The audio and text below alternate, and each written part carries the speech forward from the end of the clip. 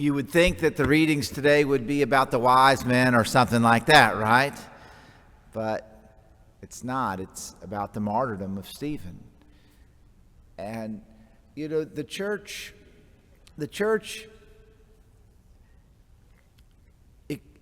we experience and we cultivate a sentimental encounter with God, right?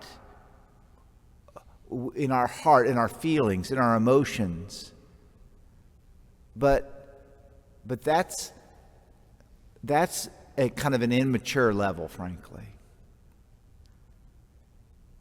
We have to reach a place where, even as St. Stephen, I'm sure there was no warm sentiment as he's being stoned to death by these people who dragged him out of the city.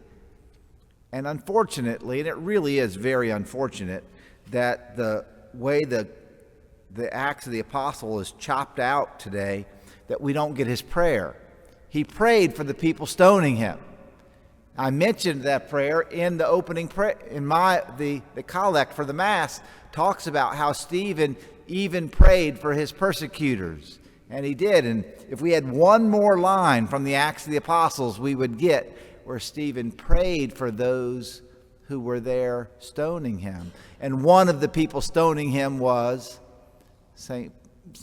who would become St. Paul.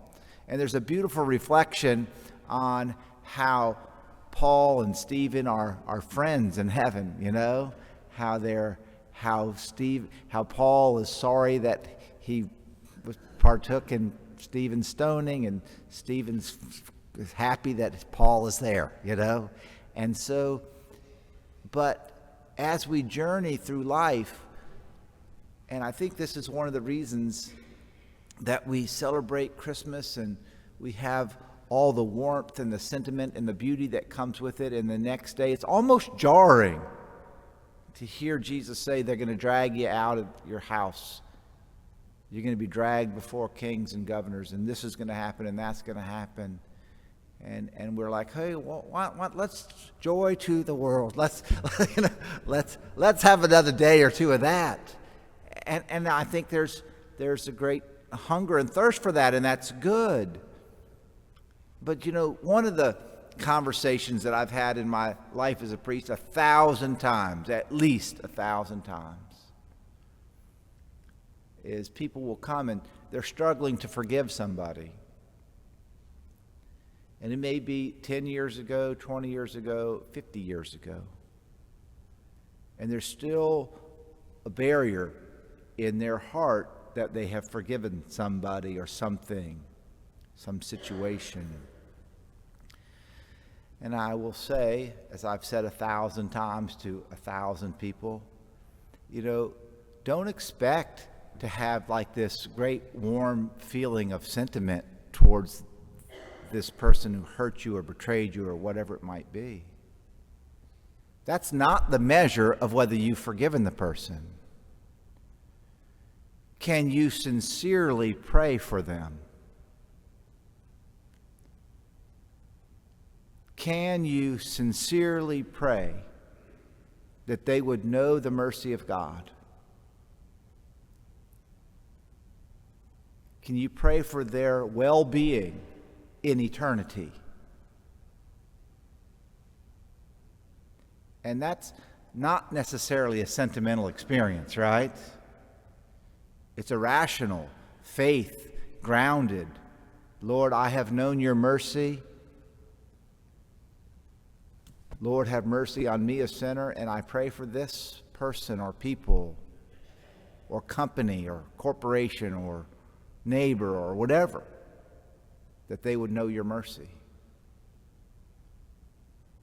And that's what Stephen did today, right? As he was dragged out of the city, being stoned to death, he said, Lord, do not hold this against them. And there was Saul, right? There was Saul. Saul who would become Paul. Paul who himself would be stoned. And so today we are filled, I hope we're filled with joy, Christmas joy. As I was looking at the church, as I came out this morning and I was looking at the church, and one of the gifts that God gives to us, one of the things about being made in the image and likeness of God is our capacity to see and enjoy beauty, and see beauty point to the divine, right?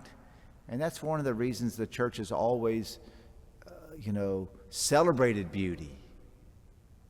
And so today we see this beautiful church, beautifully decorated, and we remember our Christmas joy, and we remember the prayers of Jesus on the cross, forgive them.